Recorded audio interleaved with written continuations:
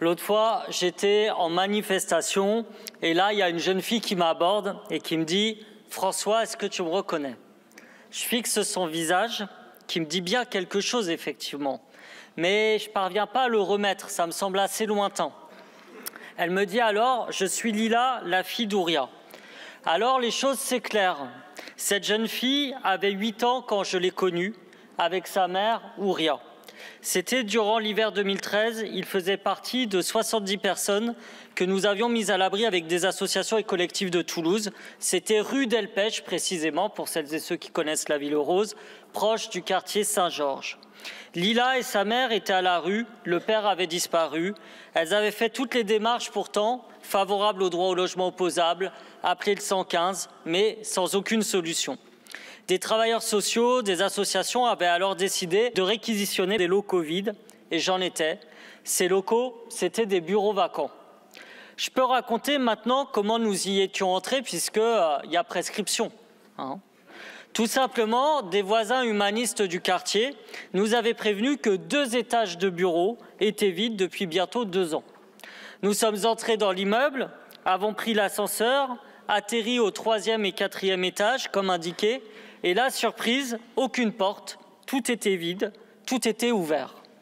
Pendant plusieurs mois, les 70 personnes, des familles essentiellement, ont vécu dans ces bureaux.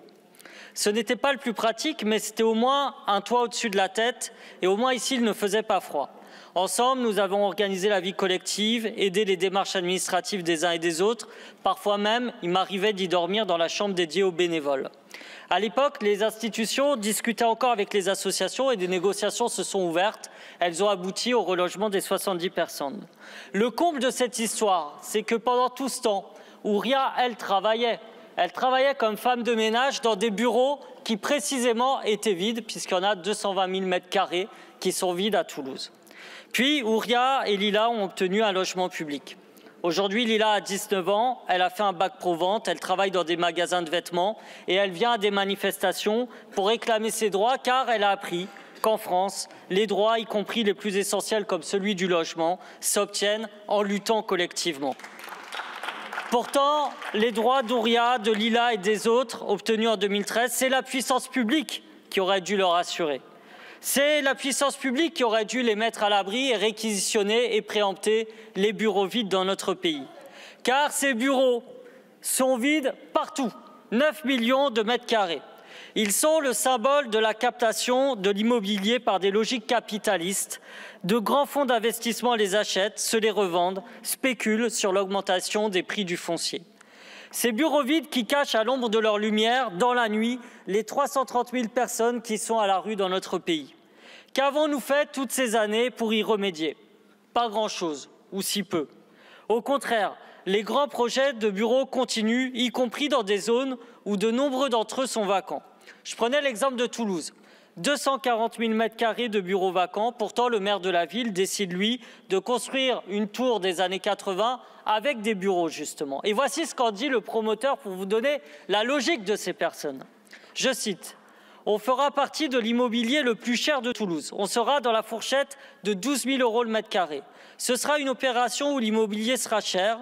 Nous avons des fonds d'investissement qui investissent dans l'immobilier puis mettent ces biens sur le marché de la location pour les louer à des entreprises qui logent leurs cadres de passage. La cible de cette clientèle est exigeante. Elle a l'habitude de vivre dans ce type de tour à l'étranger.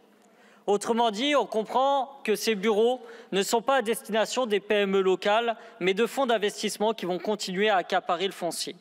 En ce sens, l'idée de transformer des bureaux en logements n'est pas une mauvaise idée, mais elle ne peut suffire à lutter contre les logiques capitalistes en cours. Rappelons quelques-unes des crises du logement actuel. Pénurie de logements publics et de construction de logements pour les jeunes, taux d'intérêt trop élevé, fiscalité en faveur de la multipropriété et manque de régulation du foncier.